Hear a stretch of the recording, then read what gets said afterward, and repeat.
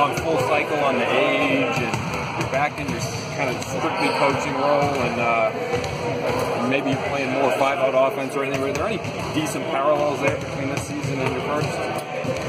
I think there are, a couple. There's some, and then there's a lot where it's, not doesn't feel like that. But I think, we're trying to, I think teach a few things that are, a slight shift or slight change. And, for a lot of those guys coming in the first year, everything was new.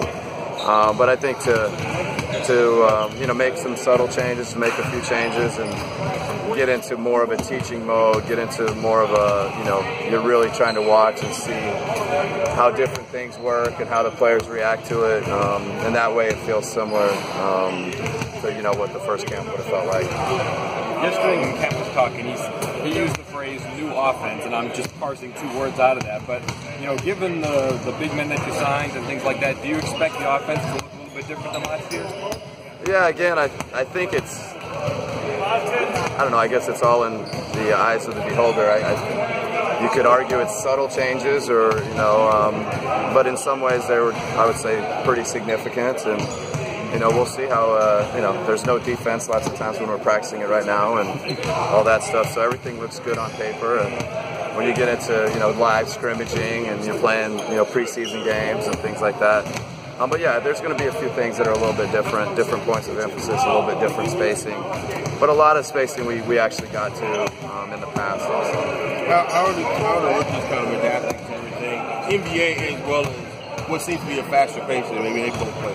Yeah, John and Tyler, both I think are doing well. I think a lot of the things that that the NBA does, not just us, but the NBA in general, I think fit John Collins and his, just kind of his athleticism, his ability to play around the basket, to, attack the rim in pick and roll situations, and Tyler just, creating space and shooting. I think they're both doing well for first-year players.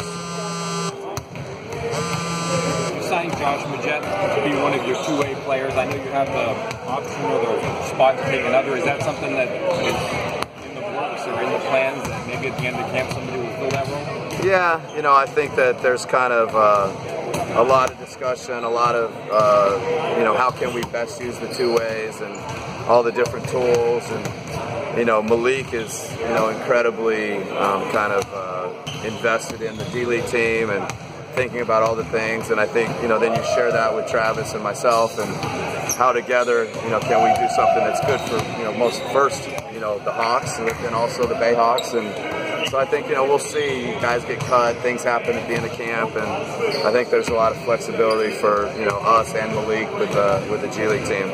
You said Monday that you were looking for ways to feature Dennis's speed because it's such a unique ability. What are some of the things you think that you can do in that regards?